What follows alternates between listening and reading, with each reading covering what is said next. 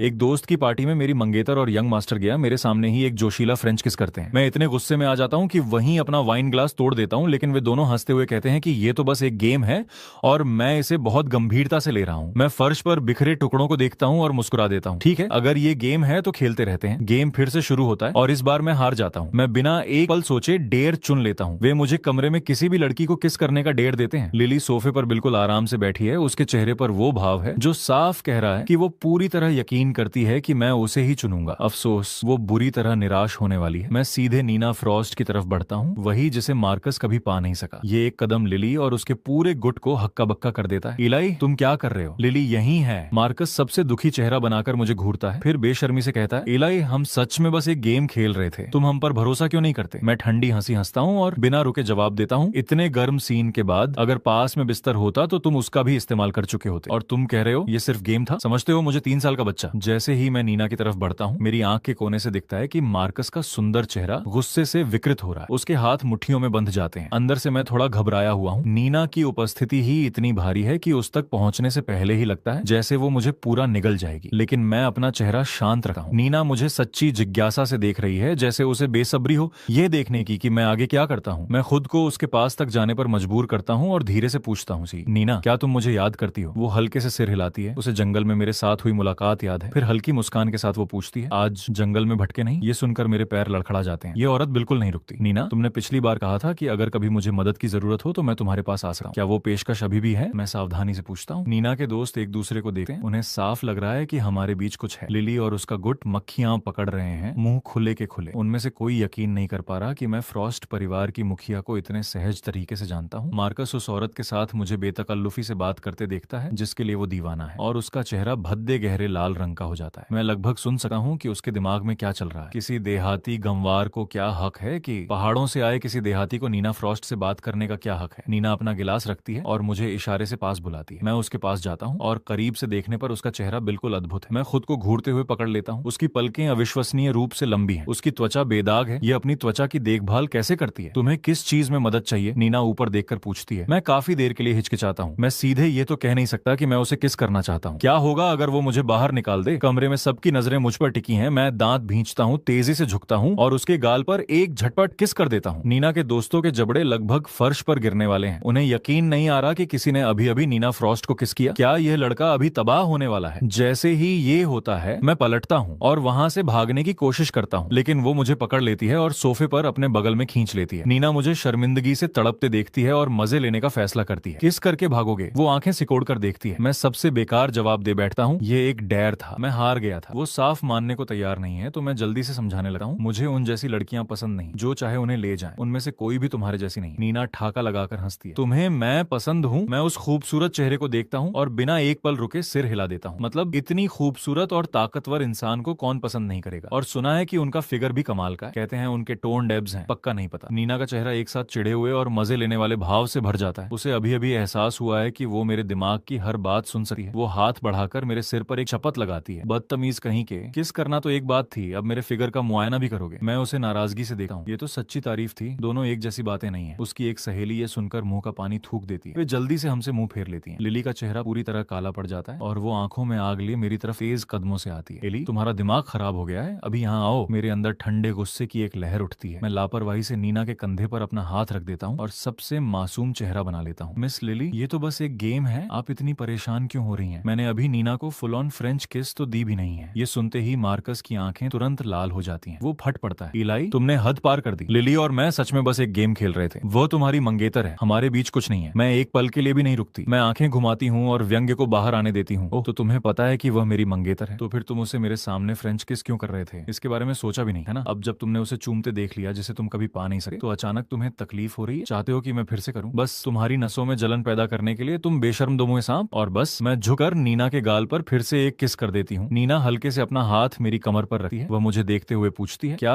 किसी ने तुमसे कभी कहा है कि तुम्हारी हिम्मत कमाल की है? बिना रुके मैं उसके गाल पर एक और जल्दी सी किस चुरा लेती हूँ। उसकी थोड़ी सी तनी हुई नजर से नजर मिलाते हुए मैं पूरी सच्चाई से कहती हूँ, हाँ, बस यही मेरा स्वभाव है। और सच कहूँ तो मुझे हैरानी हो रही है कि आखिर किसने कहा था कि यह औरत ठंडी और निर्दयी है। वह दरअसल काफी गर्मजोशी वाली और बात करने में हैरानी की हद तक आसान है। मार्कस, मुझे नीना को दोबारा चूमते देखकर ऐसा लग रहा है जैसे उसकी आंखों से सच में आग निकलने वाली हो। वह गुस्से में मुझ पर उंगली तानता है। एली, तुम यूं बदला लेती नहीं फिर सकती। जो तुम कर रही हो वह गलत है। लिली का चेहरा बिल्कुल बर्फ जैसा है। एली, मैं यह आखिरी बार कह रही हूँ, यहाँ आ जाओ। मैं ठीक वहीं रहती हूँ जहाँ हूँ, आलस से नीना की उंगलियों से खेलते हुए। मैं एक ठंडी हंसी छोड़ती हूँ और पूछती हूँ, और तुम समझती कौन हो अपने आप को? एली, मत भूलो मैं तुम्हारी मंगेतर हूँ। लिली हर शब्द को दांत पीसते हुए बोलती है। इतना सुनकर मेरा धैर्य जवाब दे जाता है। मैं जोर से हंस पड़ती हूँ, उठती हूँ और सीधे उसके चेहरे के सामने जा खड़ी होती हूँ। मैं हाथ उठाती हूँ और उसके गाल पर जोरदार तमाचा जड़ देती हूँ। मार्कस ये होते देखकर चीखता है और लिली का हाथ थामने के लिए दौड़ता है। उसका चेहरा चिंता से विकृत हो जाता है जब वह पूछता है कि वह ठीक है या नहीं। उनका यह नाटक देखकर मैं हंसे बिना नहीं रह पाती और धीरे धीरे तालियां बजाने लगती हूँ। लिली ठिठक जाती है, फिर अजीब ढंग से मार्कस को धकेल देती है, लेकिन मार्कस फिर भी मुझे नापसंदगी की नजर से देखता है। एली, तुमने उसे कैसे मारा? अभी माफी मांगो और हम इसे जाने देंगे। इतनी हिम्मत? माफी के बाद जाने दो। मैं एक शब्द नहीं बोलती, बस अपना हाथ उठाती हूँ और लिली को दोबारा थप्पड़ मारती हूँ और भी जोर से। ये रही मेरी माफी, मैं ठंडी मुस्कान के साथ कहती हूँ। कैसा लगा? लिली की सहेलियां आखिरकार हकीकत में लौटती हैं। वे हम दोनों के बीच में आने के लिए हाथ पैर मारती हैं। वे जानना चाहती हैं कि मैंने उस पर हाथ क्यों उठाया। मैं उन्हें एक ठंडी नजर से देखती हूँ और लिली ने जो कुछ भी किया है वह एक एक करके गिनाने लगती हूँ। 3 महीने पहले हम साथ ट्रैकिंग पर गए थे। उसे मार्कस का एक फोन आया और वह मुझे रास्ते में अकेला छोड़कर चली गई पहाड़ के ऊपर तक। 1 महीने पहले एक भयंकर तूफान के दौरान वह मार्कस की वजह से फिर से मुझे छोड़कर चली गई, बिना एक पल सोचे। सड़क के किनारे अकेला छोड़ दिया। मुझे पूरे 1 हफ्ते बुखार रहा और लगभग निमोनिया हो गया। और हर जन्मदिन, हर वैलेंटाइन डे, हर बार जब हम आखिरकार अकेले होते, मार्कस का फोन ठीक उसी वक्त आ जाता और उसे खींच ले जाता। नीना की भौहें हल्के से सिकुड़ती हैं और वह धीरे धीरे बोलती है, कोई हैरानी नहीं कि जब मैंने उस तूफान में तुम्हें पाया तो तुम इतने बुरे हाल में थे। तुम्हारी कमीज पूरी भीगी हुई थी, कीचड़ से लथपथ नंगे पांव और पत्थरों से पांव पर कट लगे हुए थे। नीना की एक सहेली मुस्कुराते हुए बीच में बोलती है, नीना, ये बच्चा इतना शांत और सीधा साधा लगा है। उम्मीद नहीं थी कि इसका इतना तेज मिजाज होगा। मैं मुड़ती हूँ और बिना एक पल की झिझक के मार्कस को थप्पड़ मार देती हूँ। दूसरों की औरतें हाँकने का बड़ा शौक है ना? लो, ये मुझे नहीं चाहिए, ये तुम्हारी है। मार्कस जलते हुए गाल को ढकता है और आंसू रोकने की कोशिश करता है, फिर भी सफाई देने की जुगत लगाता है। तुम गलत समझ रही हो। गलत? मेरे जन्मदिन पर बीमारी का नाटक करके उसे बुलाने में भी मैंने गलत समझा। वैलेंटाइन डे पर पीछा किए जाने का ढोंग करके उसे हर बार फोटो भेजने में भी। क्या तुम समझते हो कि मैं बेवकूफ हूँ? लिली मुझे झर भरी नजरों से घूरती है और दांत पीसते हुए बोलती है, एली, क्या तुम्हारा दिमाग पूरी तरह खराब हो गया है? तुम्हें चाहिए क्या? मैं उसे एक सपाट उपेक्षापूर्ण नजर देती हूँ और बिना किसी हिचकिचाहट के कहती हूँ, आज से हमारी सगाई खत्म। कल मैं अपने माँ बाप को तुम्हारे घर भेजूंगी इसे आधिकारिक रूप से तोड़ने के लिए, और मैं ये भी सुनिश्चित करूंगी कि तुम्हारे माँ बाप को पता चले कि तुम असल में किस किस्म की इंसान हो। लिली गुस्से से कांपती है। इसमें दोनों परिवार शामिल हैं। अगर तुमने यह सगाई तोड़ने की हिम्मत की तो देखना कोई तुमसे शादी करने वाला नहीं मिलेगा। मेरी नजर नीना पर टिक जाती है। मैं सीधे उसकी तरफ उद्देश्य के साथ चलती हूँ, सांस लेती हूँ और कहती हूँ, नीना, मैं अपनी सगाई तोड़ रही हूँ, क्या तुम मुझसे शादी करोगी? वे शब्द मुंह से निकलते ही मेरा चेहरा शर्म से तमतमा उठता है, लेकिन नीना बिल्कुल जवाब नहीं देती। चुप्पी अजीब तरह से खिंचती चली जाती है। नीना सिर थोड़ा झुकाती है, नजर मुझ पर टिकाए। तुमसे शादी? मुझे उसमें क्या मिलेगा? मैं सिर पीछे झुकाती हूँ और अपनी सबसे चमकदार मुस्कान बिखेरती हूँ। एक ऐसा पति जो प्यारा भी है और वफादार भी, और जो हर रात तुम्हारा बिस्तर गर्म रखेगा। काफी अच्छा सौदा है ना? वह हाथ बढ़ाकर धीरे से मेरा गाल दबाती है। जानते हो, तुमने एक सही बात कही, लेकिन इस व्यवस्था में मुझे लगता है कि घाटा मेरा है। आखिर मुझे किसी ऐसे को पालना पड़ेगा जो ना खाना बना सकता है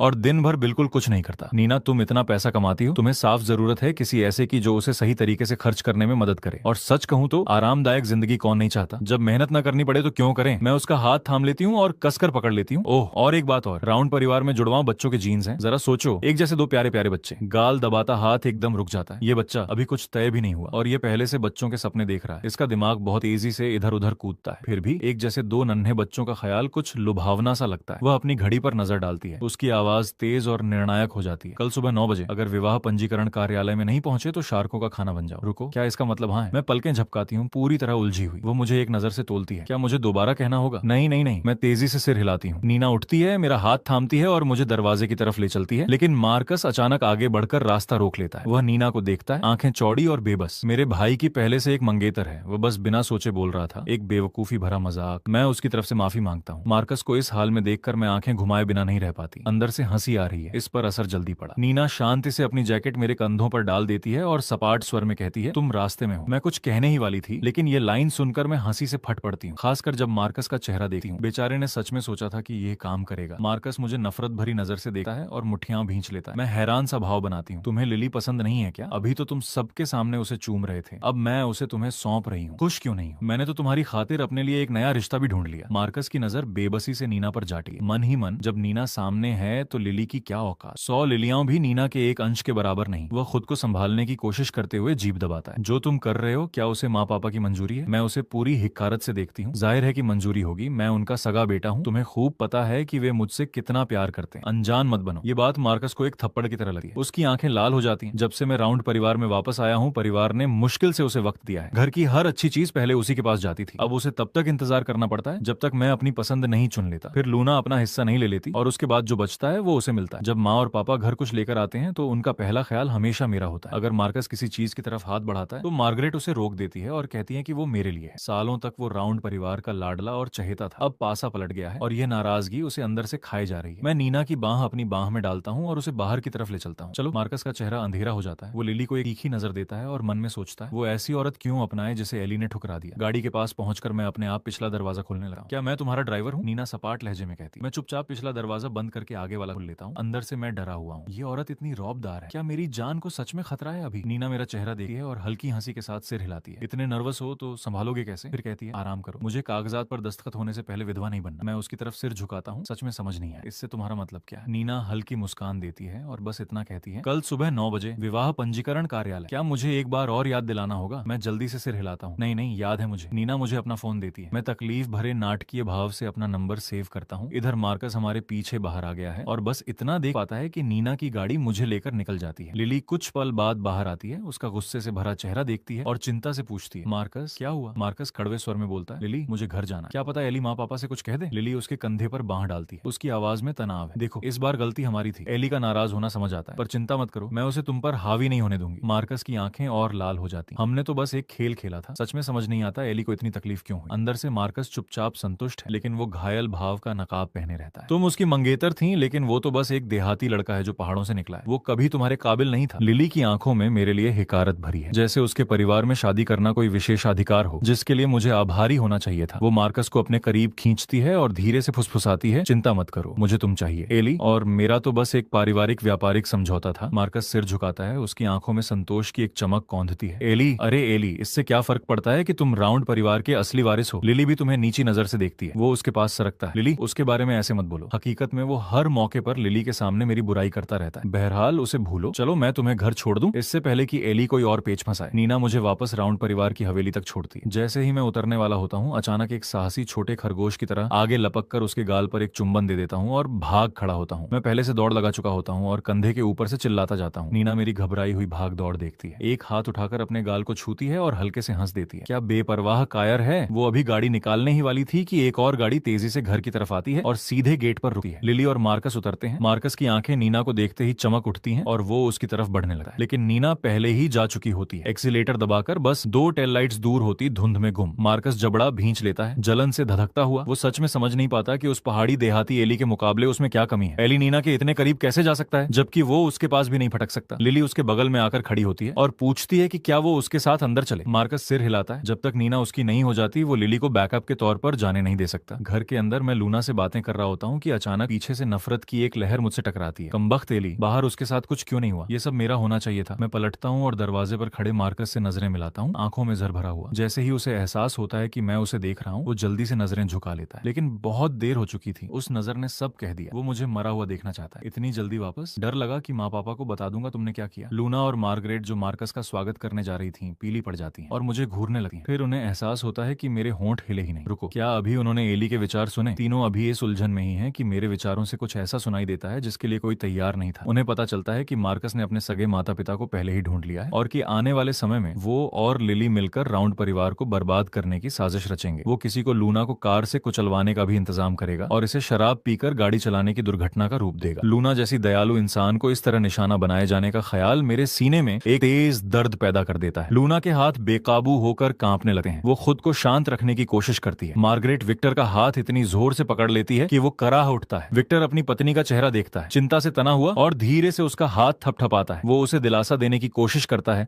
खुद को याद दिलाता है कि यह सब अभी हुआ नहीं है, अभी वक्त है, चीजें बदली जा सकती हैं। इधर मार्कस को जरा भी अंदाजा नहीं कि उसके इर्द गिर्द क्या हो रहा है। वो पूरी तरह एक दयनीय नाटक करने में लगा है, ये सोचकर कि अगर वो काफी बेचारा दिखे तो ये लोग पिघल जाएंगे। वो अभी घुटनों पर गिरने ही वाला था, उस घायल भाव के साथ कि मैं उसे काटते हुए पहले बोल उठता हूँ, माँ पापा मैं सगाई तोड़ रहा हूँ। विक्टर ठिठक जाता है। वो पूरी तरह अवाक होकर ऊपर देखता है। क्या एली, क्या तुम्हें हमेशा से लिली से प्यार नहीं था? मैं शांत नजर से एक पल मार्कस की तरफ देखता हूँ। उसके चेहरे पर जो भाव था वो वहीं जम जाता है। फिर उसका पूरा बदन अकड़ जाता है। चेहरे पर अपराध बोध साफ लिखा है, पीठ पर ठंडा पसीना रेंगने लगता है। माँ पापा, मेरी आवाज सपाट है लेकिन उसके नीचे दबा गुस्सा छुपाए नहीं नहीं छुपता। उसने मेरे सामने किसी और मर्द को चूमा और इसे खेल कह दिया। उसने मुझे पूरा मूर्ख बनाया। ये कहते कहते मेरी आवाज कांप जाती है, आंसू रोकने से पहले ही बह निकलते हैं। माँ और पापा टूटे हुए मन से मुझे देखते हैं। मार्गरेट आगे झुककर बेचैनी से पूछती है, एली क्या हुआ, हमें सब बताओ। मार्कस तुरंत बीच में कूद पड़ता है, ऐसा नहीं था, सच में जैसा तुम सोच रहे हो वैसा नहीं है। मार्कस देखता है कि कमरे में हर चेहरा गुस्से से उसकी तरफ मुड़ रहा है और वो घबरा जाता है, शब्द लड़खड़ाने लगे। हम बस एक खेल खेल रहे थे, सच में जानबूझकर नहीं था, लेकिन विक्टर मुझसे काफी कुछ सुन चुका है। उसे मार्कस की सफाई में कोई दिलचस्पी नहीं। वो सीधे मुद्दे पर आता है, तो लिली को चूमने वाले तुम थे, क्या ये सही है? कमरे में हर चेहरे पर घिन और बढ़ती जाती है। मार्कस बेतहाशा सिर हिलाता है। वो मुंह खोलकर अपना बचाव जारी रखने वाला था कि मेरी ठंडी आवाज बीच में आ जाती है। जानबूझकर नहीं था। मैं एक छोटी ठंडी हंसी हंसता हूँ और अपना फोन उठाता हूँ। मेरे पास यहाँ सीसीटीवी फुटेज है, कोई आपत्ति है अगर मैं चलाऊं? कैसी फुटेज? झूठ मत बनाओ। मार्कस मुझे ऐसे घूरता है जैसे भूत देख लिया हो। उसका चेहरा खड़िया की तरह सफेद पड़ जाता है। वो रुआसी आवाज में विक्टर की तरफ मुड़ता है, गिड़गिड़ाता है कि यकीन करें ये बस मजाक था। लेकिन इस बार विक्टर उससे पूरी तरह हाथ धो चुका है। वो सपाट लहजे में कहता है, मेरी तरफ मत देखो, अगर फुटेज है तो चलाओ, आज सब कुछ सामने आ जाए। मैं धीरे धीरे एक व्यंग्यपूर्ण मुस्कान के साथ वीडियो टीवी पर कास्ट कर देता हूँ। पल भर में पूरा बैठक कमरा बिल्कुल सन्नाटे में डूब जाता है। फुटेज में मार्कस ही फैल कर रहा है, उत्सुक और तीव्र। उसकी आंखों में संतोष लगभग स्क्रीन से बाहर झांकता दिख रहा है। वो लिली को अपनी बाहों में लपेट लेता है, मेरे ठीक सामने धीरे से मुस्कुराता हुआ, और वो दोनों एक दूसरे को ऐसे थामे हैं जैसे दुनिया में कोई और है ही नहीं। इससे भी बुरा ये है कि फुटेज में उनके दोस्त भी मुझ पर तंज कसते दिख रहे हैं, मुझे छोटी सोच वाला कहकर मजाक उड़ाते हैं और मुझे बड़े होने की नसीहत देते हैं, बिल्कुल बेशर्म। वीडियो खत्म होते ही विक्टर हाथ उठाता है और मार्कस के गाल पर जोरदार तमाचा जड़ देता है। मार्कस लड़खड़ाकर जमीन पर गिर पड़ता है, इतना अवाक की आवाज भी नहीं निकलती। वो मुंह ढकर विक्टर को अविश्वास से देखता है। आपने मुझे मारा और तुम्हें अभी भी मुझे पापा कहने की हिम्मत है? विक्टर की आवाज गुस्से से कांप रही है। वो मार्कस की तरफ उंगली उठाता है और सब कुछ उड़ेल देता है। क्या तुम नहीं जानते थे कि लिली एली की मंगेतर थी? तुमने उसके सामने ही उसे पाने की कोशिश की और सबके सामने उसे शर्मिंदा किया। तुम्हें क्या लगता है इससे हमारी क्या इज्जत रह जाती है? नहीं, ऐसा नहीं था। मैं मार्कस सफाई देने की कोशिश करता है, लेकिन शब्द नहीं निकलते। मार्गरेट बिना रहम के उस पर बरस पड़ती है। तुम्हें खुद से घिन नहीं आती? अपनी कोई औरत नहीं मिली? अपने भाई की मंगेतर पर नजर डालनी पड़ी? मैं कुछ नहीं कहता, बस देखता रहता हूँ। तभी मेरे फोन पर एक नई नोटिफिकेशन आती है। मैं खोलता हूँ तो नीना की तरफ से एक नई फाइल है, एक और वीडियो। इसमें साफ दिखता है कि मार्कस लिली को अपने सगे परिवार से मिलाने ले गया है। साथ ही दोनों के बार बार होटलों में आने जाने की तस्वीरें भी हैं। पापा, माँ, नीना ने अभी कुछ भेजा है, आप लोगों को ये देखना चाहिए। मैं उन्हें चला देता हूँ। जैसी उम्मीद थी, जैसे ही मार्कस स्क्रीन पर ये अकाट्य सबूत देखता है, उसका बदन एक झटके से हिल जाता है और चेहरे से रंग की आखिरी बूंद भी उड़ जाती है। वो एक शब्द नहीं बोल पाता। मैं शांत आवाज में जोड़ता हूँ, अगर आपको लगता है ये सब नकली है तो जांच करवा लीजिए। अगर मैंने इसमें से एक पल भी बनावटी बनाया हो तो मैं घुटनों पर बैठकर माफी मांगूंगा। बस ये एक वाक्य उसके हर बचाव का रास्ता बंद कर देता है। विक्टर का सीना गुस्से से उठता गिरता है। वो कहता है, मार्कस, चूंकि तुमने अपना सगा परिवार ढूंढ लिया है, इसलिए अब तुम इस परिवार का हिस्सा नहीं हो। जब पहली बार उन्हें अपना सगा बेटा मिला था, तब विक्टर का इरादा कभी मार्कस को दूर करने का नहीं था। आखिर उन्होंने उसे 20 साल पाला था, जब वो मात्र 2 साल का था तब से। लेकिन मार्कस ने क्या किया? उसने जानबूझकर अपने बेटे की मंगेतर को पाने की कोशिश की और अपने रास्ते से हटकर अपने बेटे को सार्वजनिक रूप से अपमानित करने के लिए। कृपया ऐसा मत करिए, मुझे बाहर मत निकालिए। जैसे ही मार्कस विक्टर के मुंह से सुनता है कि वो बाहर है, वो पूरी तरह टूट जाता है। वो सच जानता है, उसके सगे परिवार के पास राउंड परिवार के मुकाबले कुछ भी नहीं है, और वो ऐसे लोग हैं जो अपने आसपास के सब को इस्तेमाल करते हैं। अगर वो उनके पास वापस गया तो वो महज एक मोहरा बनकर रह जाएगा, उनके फायदे के लिए कुर्बान किया जाने वाला। विक्टर का चेहरा ठंडा पड़ जाता है। उसके शब्द अंतिम है, मैं तुम्हारा बाप नहीं हूँ, निकलो यहाँ से, अपने कपड़े ले जाओ, बाकी किसी चीज को हाथ लगाने की सोचना भी मत। मार्कस की आंखें आंसुओं से भर जाती हैं। इन लोगों को देखता रहता है जो बिना एक पल सोचे उसे काट रहे हैं। वो टूट जाता है। दांत पीसते हुए उसकी आवाज में रुलाई और गुस्से का मिश्रण है। वो घुटते हुए बोलता है, मैं भी वो बेटा हूँ जिसे आपने 20 से ज्यादा साल पाला है। आप मेरे साथ ऐसा कैसे कर सकें? विक्टर एक पल के लिए भी नहीं पिघलता। वो ठंडी हंसी हंसता है और कड़ा जवाब देता है, क्योंकि तुमने खुलेआम मेरे सगे बेटे की मंगेतर चुराई, क्योंकि तुमने हर रोज एली की जिंदगी मुश्किल बनाने की साजिश रची। क्या ये काफी नहीं है? विक्टर आगे कहता है, हमने कभी तुम्हें निकालने की योजना नहीं बनाई थी, लेकिन सबूत सामने है। वीडियो झूठ नहीं बोलता और तुम्हें पूछना पड़ रहा है कि क्यों। इस पर मार्कस का चेहरा गुस्से से लाल हो जाता है। वो एक घिरे हुए जानवर की तरह उन पर चीखता है, एक और वीडियो, आप तो पहले से मुझे निकालने की तैयारी में थे और अब मुझे खलनायक बना रहे हैं। ये तमाशा विक्टर को और भी ज्यादा घृणा से भर देता है। वो हाथ उठाकर सीधे दरवाजे की तरफ इशारा करता है, चूंकि तुम सामान नहीं बांधना चाहते, ठीक है, अभी निकलो यहाँ से, मेरी नजरों के सामने से हट जाओ। मार्कस के चेहरे से पल भर में रंग उड़ जाता है। वो ठीक ठीक जानता है कि वो क्या खोने वाला है। डिजाइनर कपड़े, जूते, महंगी घड़ियां जो उसने यहाँ रहते हुए जमा की हैं, सब मिलाकर $1,00,000 से भी ज्यादा की। वो खाली हाथ चले जाने की हिम्मत नहीं जुटा पाता तो मार्कस पूरी तरह पलटी मार लेता है। गुस्सा छोड़कर बेबस गिड़गिड़ाहट पर उतर आता है, पापा, आपने मुझे 20 साल से ज्यादा पाला है, क्या आप सच में मुझे यूं फेंक सकते हैं? विक्टर उसे घूरता रहता है। उसका बदन गुस्से से कांप रहा है। अगर तुम्हें सच में याद होता कि मैंने तुम्हारे लिए क्या किया तो तुम एली के पीछे नहीं पड़े रहते। तुमने मेरी हर उम्मीद चकनाचूर कर दी है। जैसे ही विक्टर बात खत्म करता है, मैं एक छोटी तीखी हंसी हंसता हूँ। मार्कस, और तुम्हें अभी भी मुझ पर दोष मढ़ने की हिम्मत है? जरा सोचो, मैंने तुमसे आखिर लिया क्या? मैं इस परिवार का सगा बेटा हूँ। तुम वो हो जिसने मेरी जिंदगी छीनी, मेरी मंगेतर को अपने माँ बाप और दोस्तों से मिलाते फिरे, और अब खुद को बेगुनाह कह रहे हो। मेरे शब्द कमरे में ऐसे पड़ते हैं जैसे शांत पानी में पत्थर गिरे, और गुस्से की लहरें हर तरफ फैल जाती हैं। विक्टर की भौहें तन जाती हैं और उसकी आवाज में आरोप का पुट आ जाता है। मार्कस, 3 साल पहले तुम अपने सगे परिवार की तरफ से हमसे सौदा तय करने आए थे। क्या तब तक तुमने उनसे संपर्क कर लिया था? वो रुकता है, उसकी नजर और गहरी होती जाती है जैसे जैसे और टुकड़े जुड़ते हैं। नहीं, ये उससे भी पहले का होगा। अगर तुमने उन्हें सिर्फ 3 साल पहले ढूंढा होता तो अब तक उनके लिए इतना नहीं कर चुके होते। तुम तो उनके साथ उससे बहुत पहले से काम कर रहे थे। कमरे में बर्फ जैसी ठंडक छा जाती है। विक्टर एक छोटी कड़वी हंसी हंसता है, उसकी आवाज धीमी हो जाती है। हमने तुम्हें पालने में सब कुछ झोंक दिया और बदले में ये मिला, एक सांप जो उसी हाथ को डसे जिसने उसे खिलाया। मार्कस, तुम मुझे चौंकाना कभी नहीं छोड़ते। मार्कस के घुटने कांप जाते हैं। वो विक्टर के सामने गिर पड़ता है, उसकी पैंट की टांग थामे, चेहरा आंसुओं से भीगा हुआ। मुझे पता है मैंने गलती की, बस एक और मौका दे दीजिए। लेकिन विक्टर नहीं डिगता। वो हाथ हिलाकर उसे बीच में काट देता है। इस पल से तुम मेरे बेटे नहीं हो। इस घर से एक भी चीज नहीं ले जाओगे। विक्टर के शब्दों में बहस की कोई गुंजाइश नहीं। मार्कस दहशत में डूब जाता है। राउंड परिवार से निकाले जाने के साथ वो शायद जी भी लेता, लेकिन खाली हाथ जाना, वो सारे डिजाइनर कपड़े, लग्जरी गाड़ियां, नामी ब्रांड और सगे परिवार के पास खाली हाथ लौटना, ये वो कैसे कबूल करता? उसका पूरा बदन कांपता है, वो सुबकता है, बस एक और मौका। लेकिन जब वो कमरे में हर चेहरे पर नजर दौड़ाता है और एक भी जगह दया या हिचकिचाहट का नाम निशान नहीं पाता, तो एक ठंडी अथाह निराशा उस पर टूट पड़ती। बटलर, युवा मालिक को बाहर छोड़ आइए। विक्टर का लहजा एकदम पक्का है, लकीर खींच चुकी है। मार्कस को उठाकर खड़ा किया जाता है। वो झटके से मेरी तरफ मुड़ता है, उसकी आंखों में नफरत जल रही है, मन में चुपचाप कोस रहा है। एली, ये परिवार फिर मेरा होगा, जल्दी मत मनाओ खुशी। मैं बस मुस्कुराता हूँ, शांत और सधा हुआ। युवा मालिक, आप अब इस परिवार का हिस्सा नहीं है। आगे से कृपया राउंड नाम का सहारा लेना बंद करें। सबके सामने मार्कस की चाल बेनकाब हो जाती है। अपमान और गुस्से से भरकर वो पलटवार करता है। किसे जरूरत है वैसे भी? लूना तुरंत पीछे आती है, उसकी आवाज तीखी और ठंडी है। बेहतर होगा कि तुम्हारा यही मतलब हो। मार्कस को ये एक घूंसे की तरह लगा। उसके अंदर गुस्से की एक लहर उठती है। वो लूना को घूरता है, उसकी नजर इतनी अंधेरी है कि काट दे। कमबख्त लूना, मैंने इतना साफ दिखाया और वो अभी भी मेरे साथ ऐसा करती है। अगर वो मेरी चापलूस नहीं बनेगी तो मर जाए। उसके विचार मेरे दिमाग में धमाके की तरह गूंजते हैं और मैं ठिठक जाता हूँ। अगर मैं उसे सुन नहीं सका तो कभी कल्पना भी नहीं कर सकता था कि वो अपनी ही बहन के बारे में इस तरह की गंदगी छुपाए बैठा। वो सच में उससे हर बात में आज्ञा की उम्मीद रखता है। मैं लूना की तरफ मुड़कर देखता हूँ, मेरे चेहरे पर उलझन साफ है। इसे उसे कैसे बताऊं? लूना मेरी नजर भांप लेती है और बेचैनी से हिलती है। कुछ कहना है तो कहो, मुझे इस तरह क्यों घूर रहे हो? मैं गला साफ करता हूँ लेकिन शब्द नहीं मिलते। मैं इसे बार बार दिमाग में उलटता पलटता रहता हूँ। मार्कस उसे अपनी चापलूस बनाना चाहता है। उसके मन में उसके बारे में इस तरह के घिनौने विचार हैं। क्या उसे इसका कोई अंदाजा भी है? जब तक मैं ये सब समझने की कोशिश में हूँ, लूना और विक्टर और मार्गरेट अचानक अकड़ जाते हैं। वो मुझे देखते हैं हक्के बक्के। क्या उन्होंने अभी सही सुना? मार्कस के मन में लूना के प्रति ऐसी भावनाएं हैं? नहीं, ये महज कोई आकर्षण नहीं है। मार्कस जो सोच रहा है वो उससे कहीं ज्यादा अंधेरा है। लूना की आंखें गुस्से से भड़क उठती हैं, वो अंदर से धड़क रही है। मार्कस अपने उठते हुए गुस्से को दबाकर मेरे पास आता है और आवाज धीमी करता है, एली, अब से अगर मार्कस तुम्हें कभी परेशान करे तो मुझे तुरंत बताना। मैं उसे गंभीरता से देखता हूँ और हर शब्द में वजन रखकर कहता हूँ, लूना, तुम्हें अपना भी ख्याल रखना होगा। मार्कस जिस तरह तुम्हें देखता है वो मुझे ठीक नहीं लगता। मैं ये बात उसे साफ साफ सुना देता हूँ। विक्टर वहीं से आगे बढ़ाता है, गला साफ करते हुए, तुम्हारा भाई सही कह रहा है। ऐसे इंसान पर कड़ी नजर रखनी होगी, और सिर्फ तुम नहीं, हम सबको सावधान रहना होगा। इन सब घटनाओं के बाद विक्टर ने आखिरकार मार्कस को उसके असली रूप में देख लिया। एक ऐसा इंसान जिसमें कृतज्ञता का नाम निशान नहीं। राउंड परिवार ने उसके साथ चाहे जितना अच्छा किया, जैसे ही उसकी इच्छाएं पूरी नहीं होती, वो बिना एक पल सोचे सबके खिलाफ हो जाता है। बाहर लिली गेट पर खड़ी होकर मार्कस को पूरी तरह टूटा हुआ बाहर निकलते देख रही थी। वो उसकी तरफ दौड़ती है। मार्कस, क्या हुआ? इस तरह क्यों रो रहे हो? मार्कस उसकी बाहों में मुंह छुपा लेता है, टूटी टूटी हिचकियों के साथ सुबकता है, एक शब्द नहीं बोलता। लिली उसे बार बार उकसाती रहती है, मार्कस बताओ क्या हुआ? रोना बंद करो और बात करो। मार्कस मुश्किल से हिचकियों के बीच इतना निकाल पाता है, लिली, मैंने आखिर किया क्या गलत? वो मुझे निकालो बाहर। बस यही सुनकर लिली पूरी तरह भड़क जाती है। उसका चेहरा पल भर में अंधेरा हो जाता है। वो मार्कस को धकेल कर दरवाजे की तरफ तेजी से बढ़ती है और जोर जोर से दरवाजा पीटने लगती है। एली, बाहर निकलो। ठीक उसी पल मैं उसे सुनता हूँ और मार्कस के मन में एक चालाक संतोष की झलक पकड़ता हूँ। यही वो गंदा काम है जो वो लिली से करवाना पसंद करता है। मैं ठंडी मुस्कान के साथ रसोई में जाता हूँ और एक बड़े तसले में ठंडा पानी भरता हूँ। लिली का ढंग से स्वागत करने का वक्त आ गया है। लूना और विक्टर मेरी यह शांति देखकर आपस में एक खांसी का आदान प्रदान करते हैं और चुपचाप मेरे पीछे दरवाजे तक आ जाते हैं। लिली अभी भी दरवाजा पीट रही होती है कि दरवाजा खुल जाता है। वो मुंह खोलती है कि बरस पड़े, लेकिन एक शब्द निकलने से पहले ही मैं पूरा तसला सीधे उसके सिर पर उड़ेल देता हूँ। पल भर में उसका सजा संवरा रूप गायब। वो सिर से पांव तक भीगी खड़ी है। मार्कस जो अभी तक इतराते हुए खड़ा था, ये देखकर उसका चेहरा बैठ जाता है। वो चीखता है, एली, ये क्या कर रहे हो? मैं उसकी तरफ देखता तक नहीं। लिली को थोड़ी गर्मी लग रही थी, बस ठंडा करने और दिमाग साफ करने में मदद की। इस पर लिली पूरी तरह फट पड़ती है। वो मुझे मारने के लिए हाथ उठाती है। एली, तुम बेकार इंसान, अभी घुटनों पर आकर माफी मांगो। इधर मार्कस लिली से भी ज्यादा उत्साहित दिखता है, जैसे वो बेताब हो कि ये थप्पड़ मेरे मुंह पर पड़े। अफसोस उसके लिए। मैं बीच में ही लिली का हाथ पकड़ लेता हूँ और उसे जोरदार थप्पड़ जड़ देता हूँ। कड़क। उसका सिर झनझना जाता है। वो कई पल तक वहीं खड़ी मुझे ऐसे देखती देखती रहती है जैसे भूत देख लिया हो। ये इंसान कहाँ गया जो हर रोज उसके इर्द गिर्द मंडराता था। मैं अपना हाथ झाड़ता हूँ जो थोड़ा जल रहा है और रूखेपन से कहता हूँ, तुम्हारा ये चेहरा जितना सोचा था उससे कहीं ज्यादा मोटा निकला। संतोष भी नहीं मिला। लिली गुस्से से कांप रही है, लेकिन तभी उसे दिखता है कि लूना अंदर से कुछ अंगरक्षकों के साथ धीरे धीरे और शांति से बाहर आ रही है। लिली तुरंत चुप हो जाती है, बस मन ही मन जलती रह सकती है। एली ने मार्कस के सामने उसे इस तरह अपमानित करने की हिम्मत कैसे की। बस शादी हो जाए फिर वो उससे निपट लेगी। मैं ठंडी मुस्कान के साथ उसे देखता रहता हूँ। अभी भी सपने देख रही है। मैंने इतनी बेशर्म इंसान कभी नहीं देखी। लिली को जैसे व्यंग्य बिल्कुल समझ नहीं आता और वो बेधड़क कहती है, एली मैं जानती हूँ तुम मार्कस की वजह से बस जल रहे हो, लेकिन मार्कस और मैं तो बस दोस्त हैं। अभी माफी मांग लो और ये सब यहीं खत्म कर देते हैं। मेरा जी मिचला उठता है। बस बहुत हो गया। मैं उसके पेट में जोरदार लात मारता हूँ। इसमें जरा भी नरमी नहीं है। वो दोहरी हो जाती है, दोनों हाथों से पेट थामे पकी हुई झींगा की तरह सिकुड़ती हुई। ये रही माफी, मैं ठंडे लहजे में कहता हूँ। उसका चेहरा लाल हो जाता है, उंगली मेरी तरफ उठाए, आवाज चीख में बदलती जा रही है। एली तुमने मुझे मारने की हिम्मत की, अगर आज घुटनों पर नहीं आए तो तुमसे कभी शादी नहीं होगी। मैं आंखें घुमाता हूँ, आधा गुस्से में आधा इस बेतुकेपन पर हंसता हुआ। कृपया दर्शकों के लिए नाटक बंद करो, कुछ पी लो, मूंगफली खा लो, शायद थोड़ा होश आए। वैसे तुम्हारा दिमाग तो अब ठीक होने से रहा। ये शब्द मेरे मुंह से निकलते ही लिली और मार्कस दोनों का चेहरा ऐसा हो जाता है जैसे थप्पड़ पड़ा हो। मार्कस तो खास तौर पर मुझे पूरे अविश्वास से घूर रहा है। एली को हो क्या गया है? पहले तो ये इतना मोहग्रस्त था, लेकिन आज कुछ बिल्कुल अलग है। वो सोच रहा है कि मेरे साथ क्या हुआ होगा, ये बिल्कुल अनजान कि मैं उसके दिमाग का हर विचार सुन रहा हूँ। लिली अभी भी हार नहीं मानती और नाटक जारी रहती है। एली अभी माफी मांग लो और मैं सब माफ कर दूंगी। मैं ठंडी हंसी हंसता हूँ और बिना रोके कहता हूँ, तुम निकलो यहाँ से, अब यहाँ कहने को कुछ बचा नहीं। मैं मार्कस की तरफ मुड़ता हूँ। मेरी आवाज सपाट है लेकिन उसमें हिकारत का धार है। मैं लिली से अपनी सगाई पहले ही तोड़ चुका हूँ। खुश हो अब चोरी छुपे मिलने की जरूरत नहीं। लिली के साथ खुलेआम घूमो और अपने सगे परिवार से मिलो, लेकिन ये याद रखो अब से तुम इस परिवार का हिस्सा नहीं हो। राउंड नाम का इस्तेमाल करके खुद को बड़ा दिखाना बंद करो। ये सुनते ही मार्कस घबरा जाता है। वो तुरंत विक्टर और मार्गरेट की तरफ लाल आंखों से मुड़ता है, आवाज कांपती हुई, क्या आप सच में मुझे यूं छोड़ देंगे? विक्टर का चेहरा पत्थर की तरह ठंडा है, उसकी आवाज उससे भी ज्यादा ठंडी है। हमें माँ पापा मत कहो, हम तुम जैसे इंसान के माता पिता कहलाने के लायक नहीं है। लिली जो बगल में खड़ी यह सब सुन रही थी, तुरंत आगे बढ़कर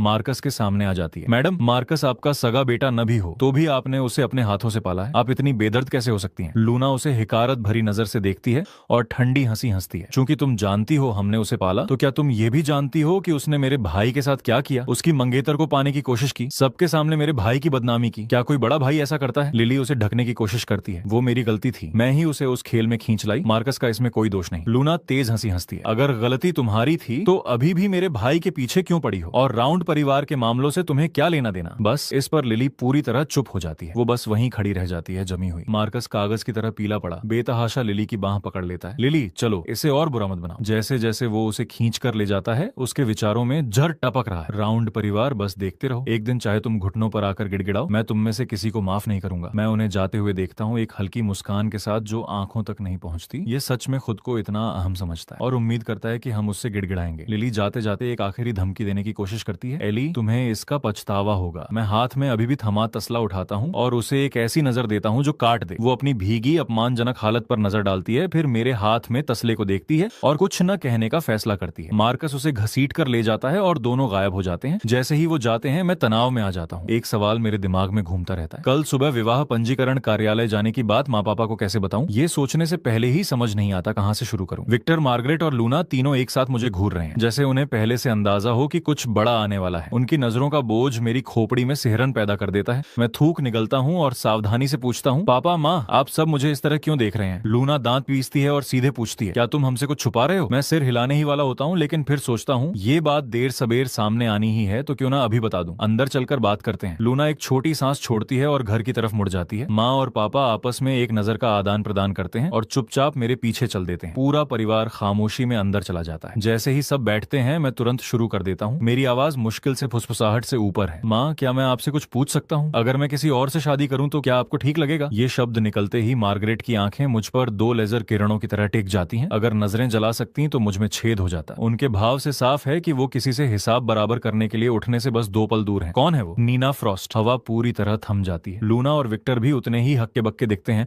मुझे ऐसे देखते हैं जैसे मेरा दिमाग खराब हो गया हो। तुमने अभी किसका नाम लिया? उनके चेहरे कह रहे हैं कि उन्हें लग रहा है मैं कोई सपना देख रहा हूँ। मैं आगे बढ़ता हूँ। नीना फ्रॉस्ट, जो फ्रॉस्ट परिवार चलाती है। लूना हाथ बढ़ाकर सच में मेरे माथे पर हाथ रख देती है। क्या पी रखी है? मैं उसका हाथ हटाता हूँ और उसे एक नजर देता हूँ। वो आमतौर पर इतनी तेज है, ये कैसे? वो अभी इतनी धीमी कैसे है? मैं बिल्कुल होश में हूँ। वो कल सुबह 9 बजे मुझे लेने आएगी। तीनों के चेहरे पर एक जैसा पूरा अविश्वास है। उनके चेहरों पर भावनाओं का ऐसा उलझा हुआ जाल है जिसे शब्दों में बयान नहीं किया जा सकता। जैसे मैं किसी दूसरे दूसरे ग्रह से चलकर आया हूँ। मैं समझाने की कोशिश करता हूँ लेकिन मार्गरेट पहले पहुंच जाती है। एली, मुझे सब बताओ, आखिर हुआ क्या? उनकी आवाज नरम रहती है लेकिन वो एक हाथ फैलाकर लूना और विक्टर को रोक देती हैं, जो साफ तौर पर बीच में कूदने के लिए तैयार बैठे। अभी शांत रहने वाली वही है। मैं नाक खो जाता हूँ और ठोकर खाते हुए किस्सा शुरू करता हूँ। तो हम एक खेल खेल रहे थे, मैं हार गया और मैंने उसे किस कर लिया 2 बार। मैं रुकता हूँ, दांत पीस कर आगे बढ़ता हूँ। फिर मैंने लिली से सगाई तोड़ने का फैसला किया है ना, और लिली ने इतनी हिम्मत दिखाई कि कहे अगर मैंने उसे छोड़ा तो मुझसे शादी कौन करेगा। तो मैंने बस यूं ही नीना से पूछ लिया और उसने हाँ कर दी। मेरी आवाज धीरे धीरे और धीमी होती जाती है। मैं चुपके से उनके चेहरे देखता हूँ। प्रतिक्रियाएं जितनी सोची थी उससे भी बड़ी हैं, जैसे कोई जादू का तमाशा देख रहा हूँ। माँ, पापा, आपको किसी इतनी ताकतवर से मेरी शादी से कोई दिक्कत तो नहीं होगी? मैं लापरवाह लहजे में बोलने की कोशिश करता हूँ लेकिन अंदर से उलझन में हूँ। इतनी देर से चुप है, कहीं सच में नाराज तो नहीं है? माँ काफी देर तक चुप बैठी रहती है, फिर अचानक उठकर तेज कदमों से ऊपर चली जाती है। मेरा दिल धक से रह जाता है, एक ठंडी सी बेचैनी मुझ पर छा जाती है। मैं धीरे से बुदबुदाता हूँ, वो सच में नाराज तो नहीं है? पापा थोड़े होंठ दबाते हैं। अभी बोलना ही शुरू किया था कि माँ पहले से नीचे आ रही होती है। उनके हाथ में कुछ है, उनके चेहरे पर एक राजदारी भरी जानी समझी मुस्कान है। मैं ध्यान से देखता हूँ तो उनके हाथ में परिवार की पंजीकरण पुस्तक है। वो मेरे पास आती है और उसे मेरे हाथों में थमाकर उन्हें धीरे से थपथपाती है, फिर हर शब्द में गहरा अर्थ रखते हुए कहती है, एली, नीना फ्रॉस्ट जैसी औरत को अगर तुम घर बहू बनाकर ला सको तो ये बहुत बड़ी बात है। माँ तुम्हारे साथ 100% है। मैं ठिठक जाता हूँ, मेरा दिमाग पूरी तरह काम करना बंद कर देता है। ये हो क्या रहा है अभी? मैं अकड़कर पापा की तरफ मुड़ता हूँ, आंखें मदद के लिए चीख रही हैं। कुछ तो करो। लेकिन पापा बस बेबसी से मुस्कुराते हुए कंधे उचका देते हैं। बेटा, सच कहूँ तो मैं इतनी जल्दी तुम्हारी शादी के लिए तैयार नहीं था, लेकिन अगर साथी नीना फ्रॉस्ट हो तो पापा पूरी तरह राजी हैं। कल कागजात पर दस्तखत करने के बाद पूछना उससे कि वो कब खाने पर आ सकती है। मेरे पास अब कोई चारा नहीं बचा। मैं वहां बैठा पंजीकरण पुस्तक थामे हूँ और लगता है जैसे ये जल रही है, मेरे हाथों में जल रही हो। फिर माँ एक बात और जोड़ती है, तुम्हें सच में मार्कस का शुक्रिया अदा करना चाहिए। अगर उसने लिली को नहीं लिया होता तो तुम्हें ये मौका कभी नहीं मिलता। माँ प्लीज, उसका शुक्रिया तो मैं नहीं करना चाहता। मैं आंखें घुमाता हूँ और खुद के बावजूद हंस देता हूँ। लेकिन सच में सोचूं तो अगर कल नीना के साथ पंजीकरण हो गया तो मार्कस पूरी तरह पागल हो जाएगा। आखिर नीना ही तो वो है जिसे वो हमेशा से चाहता था, वो औरत जिससे शादी करने के सपने उसने देखे। लूना, जो मेरे नीना के साथ पंजीकरण कराने के विचार से खास खुश नहीं थी, मार्कस का शुक्रिया वाली बात सुनती है और सीधे चेहरे के साथ मेरी तरफ मुड़ती है। छोटे भाई, सोच विचार कर देखूं तो मुझे लगता है तुम और नीना काफी अच्छी जोड़ी बनते हो। कल देर मत करना और अच्छे कपड़े पहनना। मैं अजीब तरह से हंसता हूँ, एक अधूरा सा जवाब देता हूँ और अपने कमरे में वापस चला जाता हूँ, दरवाजा अंदर से बंद करके। जैसे ही बिस्तर के किनारे पर बैठता हूँ, विचारों की बाढ़ आ जाती है। मार्कस में लोगों को अपनी तरफ खींचने की एक ऐसी क्षमता है जिसे कम नहीं आंकना चाहिए। भले ही लिली अभी उसके साथ है, कौन जाने कितनी और औरतें उस पर मरने लगे। मुझे सोच समझकर उसके पूरे नेटवर्क को उसके नीचे से खींच लेना होगा। इधर नीना विला एक पर वापस आ गई है। जैसे ही वह अंदर कदम रखती है, उसे कुछ करीबी दोस्त लिविंग रूम में पहले से बैठे मिलते हैं। वह अपनी जैकेट सोफे पर फेंकती है और उसमें धंस जाती है। तुम सब यहाँ क्या कर रही हो? उनमें से एक अपनी जिज्ञासा रोक नहीं पाती। हमने सुना है कि कल तुम उस लड़के के साथ रजिस्ट्री कराने वाली हो, क्या तुम सच में उसे पसंद करती हो? नीना आराम से पीछे झुकर बिना किसी जल्दबाजी के जवाब देती है। पसंद तो नहीं कहूंगी लेकिन नापसंद भी नहीं है। वो दिलचस्प है, बाकी लोगों से अलग। उसकी सहेलियां एक दूसरे की तरफ देख। कुछ देर बाद कोई एक बोलती है, ठीक है, लेकिन फ्रॉस्ट परिवार का क्या? वो तो तुम्हें एक नए रिश्ते की तरफ धकेल रहे थे। तुमने अपने मन से फैसला कर लिया? वो खुश नहीं होंगे। नीना हल्के से मुस्कुराती है, उसका लहजा बेफिक्र है। रजिस्ट्री की किताब मेरी है, उन्हें क्या सोचना इसकी मुझे क्या चिंता। थोड़ी देर बाद उसकी सहेलियां एक एक करके चली जाती हैं और नीना अकेली रह जाती है। वह सोफे के मुलायम गद्दों में सिमट जाती है और शाम की उन बातों को मन में पलटने लगी। जो बातें हुई वे बार बार उभरती। अनजाने में उसका सिर थोड़ा झुक जाता है और होठों के कोने खुद खुद उठने लगे। मुस्कान छुपाए नहीं छुपती। वो जिद्दी आवेगी लड़का सच में मनोरंजक है और शायद, बस शायद, सच में एक दिन कुछ प्यारे प्यारे बच्चे भी हो सकते हैं। जैसे ही ये ख्याल आता है वह खुद ही चौंक जाती है, सिर हिलाती है, ये सोचकर हैरान कि उसका अपना मन कहाँ चला गया। वह जैकेट उठाती है और नहाने के लिए ऊपर चली जाती है। नहाने के बाद नीना तौलिया लपेटे बाथरूम से निकलती है। वह फर्श से छत तक फैली खिड़की के पास जाकर बाहर का नजारा चुपचाप देखने लगी। शीशे के प्रतिबिंब में उसके होठों के कोने पर एक हल्की सी वक्र रेखा उभर आती है। कमरे में वापस आकर वह बिस्तर के किनारे बैठती है, टैबलेट उठाती है, कुछ काम निपटाती है और सो जाती है। अगली सुबह 7 बजे माँ की आवाज मुझे नींद से जगाती है। मैं झटके से उठता हूँ, नहाता हूँ और काफी देर तक आईने में खुद को निहारता हूँ। अपनी शक्ल से काफी संतुष्ट होकर जब समय देखता हूँ तो पता चलता है 8 बज चुके हैं। बैग उठाता हूँ, उसमें रजिस्ट्री की किताब ठूंसता हूँ और नीचे की तरफ भाग। जैसे ही सीढ़ियों के नीचे पहुंचता हूँ, नीना पहले से ही वहां मिलती है। वह लिविंग रूम में पापा के साथ गहरी बातचीत में डूबी है। सीढ़ियां उतरते हुए मैं अपना सिर थोड़ा झुकाता हूँ, नजरें उस पर टिकी हैं। इतनी जल्दी यहाँ कैसे पहुंच गई? नीना मेरी आहट सुनकर ऊपर देखती है। वह काफी देर तक बिना कुछ बोले मुझे एक तक देखती रहती है। मुझे असहजता होने लगती है, क्या मेरे लुक में कुछ गड़बड़ है? ये इस तरह क्यों घूर रही है? मैं आंखें घुमाता हूँ और उसे घूर कर देखता हूँ। नीना को बस मजा आता है। वह उठकर मेरे पास आती है और मेरे सूट को ऊपर से नीचे तक ध्यान से देखती है। बच्चे, मेरी कोई दिलचस्पी जवाब देने में नहीं है। मैं होंठ भींच कर बुदबुदाता हूँ, मैं 23 साल का हूँ, मैं बच्चा नहीं हूँ। ये शब्द सुनकर मेरा खून खौल उठता है। मैं कुछ करने ही वाला होता हूँ कि पीछे से पापा हंसते हुए आवाज लगाते हैं, एली बस करो, आओ खाना खाओ। नीना काफी देर से इंतजार कर रही है। ठीक है, उसकी किस्मत अच्छी है। मैं नीना को चुपके से घूरता हूँ और उसे डराने की कोशिश में एक बढ़ा चढ़ाकर खूंखार चेहरा बनाता हूँ। वह मुझे ठीक उसी नजर से देखती है जिस नजर से कोई अपने पालतू जानवर को कोई मजेदार हरकत करते देखे। मुश्किल से रोकी हुई हंसी। खाने की मेज पर मैं लापरवाही से पूछता हूँ, तुमने खाया? हाँ खा लिया। तो फिर आराम से खाओ। ये सुनकर मैं बिना किसी झिझक के बैठ जाता हूँ और सामने रखे बाजरे के दलिए और भाप में पके मोमोज पर ध्यान केंद्रित करता हूँ। नीना चुपचाप मुझे देखती रहती है, बिल्कुल शांत। बीच बीच में मुझे उसकी नजर अपने गाल पर महसूस होती है। जब मेरे गाल मोमो से पूरी तरह भूल जाते हैं और उसकी नजर के ठीक सामने होते हैं तो मुझे लगता है उसकी उंगलियां जरा सी हिली। क्या उसे कोई परेशानी है? जब पेट भर जाता है तो मैं चॉपस्टिक रखकर ऊपर देखता हूं। चलें? वो सिर हिलाती है, उठती है और पापा से विदा लेने मुड़ती है। हम निकल रहे हैं। गाड़ी में मैं उत्सुकता से उसकी तरफ देखता हूं। तुमने बताया क्यों नहीं कि आ रही हो? वो कंधे उचकाती है। मैसेज किया था, तुमने जवाब नहीं दिया। मैं फोन निकाल कर देखा और सच में उसका मैसेज वहीं पड़ा है। मैं सिर खुजाकर याद करने की कोशिश करता हूँ, फिर याद आता मैं नहा रहा। तो स्वाभाविक रूप से मैं उसे अपनी सबसे मासूम मुस्कान देता हूँ, लेकिन अगले ही पल वो बेपरवाही से कहती है, कितने बुद्धू हो, ऐसे मुंह लेकर चलोगे तो कोई शादी नहीं करेगा तुमसे। वह मेरी तरफ मुड़कर देखती है, फिर मुस्कुराती है, हाथ बढ़ाती है, मेरी सीट बेल्ट खींचकर ध्यान से लगा देती है। उसी आलसी लेकिन बिल्कुल गंभीर लहजे में कहती है, एक पति काफी है, एक से ज्यादा हो तो बस सिरदर्द। ये सुनकर मैं हो जाता हूँ। इसका जवाब क्या दूं समझ नहीं आता। मन में जो चिड़चिड़ाहट उठती है वह आधी रह जाती है। मैं होंठ भींचता हूँ और खुद पर ही आंखें घुमा लेता हूँ। पूरे सफर में मैं बिना रुके बातें करता रहता हूँ, एक विषय से दूसरे पर उछलता हुआ। नीना ज्यादा नहीं बोलती, लेकिन जब भी मैं कोई बात छेड़ता हूँ वह ठीक वैसा ही जवाब देती है जैसा चाहिए। सटीक, सहज, न ज्यादा न कम। उसका अंदाज ही अलग है। लिली जैसी लड़की के मुकाबले जो हर बात को एक नाटक बना देती है, नीना बिल्कुल दूसरे ही स्तर पर है। वह सिर थोड़ा झुकाकर मेरी तरफ एक नजर डालती है। उसका भाव किसी ऐसी झील जैसा है जिसकी गहराई का अंदाजा न लगाया जा सके। शांत और अथाह। मैरिज रजिस्ट्री के पास पहुंचते पहुंचते मेरा मूड काफी अच्छा है, तब तक जब तक हम अंदर नहीं जाते और मैं मार्कस को वहां खड़ा नहीं देख लेता। मेरा मूड एक पल में धड़ाम से गिर जाता है। ये बंदा पीछा नहीं छोड़ता। मैं भौहें चढ़ाकर उसे कड़ी नजर से देखता हूँ। नीना मेरी नजर का पीछा करती है और मार्कस को वहां खड़ा पाती है, बेचारगी का मुखौटा लगाए अपना सबसे नाजुक आहत रूप दिखाने की कोशिश में। देखने में भी शर्म आती है। गाड़ी पार्क करते हुए नीना सीधे कहती है, चलो। पार्क करने के बाद वह स्वाभाविक रूप से हाथ बढ़ाती है, बिना किसी हिचकिचाहट के मेरा हाथ थाम लेती है और मुझे प्रवेश द्वार की तरफ ले चलती है। उस पल मेरे सीने में कुछ गर्म सा चुपचाप उठता है। मैं सिर झुका लेता हूँ और उस मुस्कान को छुपाने की कोशिश करता हूँ जो खुद ब खुद होठों पर आ जाती है। हम अभी अंदर ही घुसे थे कि मार्कस हमें पुकारता है। मैं एक बार फिर आंखें घुमाने से खुद को नहीं रोक पाता। ये बंदा भी खूब वक्त चुनता है। वह उसी दयनीय भाव के साथ हमारे सामने आकर खड़ा हो जाता है। नीना, मुझे तुमसे बात करनी है। नीना दोनों हाथ जेब में डालती है और एक ठंडी नजर से उसे सिर से पांव तक देखती है। उसकी आंखों का संदेश बिल्कुल साफ है, रास्ते से हटो। फिर धीमी सपाट आवाज में वह कहती है, हटो। ये सुनकर मुझे सच में हंसी आ जाती है। मैं अपनी बांह उसकी बांह से लपेट लेता हूँ और जानबूझकर उससे सट जाता हूँ, छेड़ते हुए बोलता हूँ, मार्कस, मत बताना कि तुम यहाँ लिली के साथ रजिस्ट्री कराने आए हो। वो कहाँ है? तुम्हारे साथ क्यों नहीं है? मार्कस का चेहरा काला पड़ जाता है। उसकी आंखों में जलन की लपटें भड़क उठती हैं। होंठ कसकर एक सख्त लकीर में बंद हो जाते हैं। वह नफरत भरी नजर सीधे मुझ पर आकर टिकती है।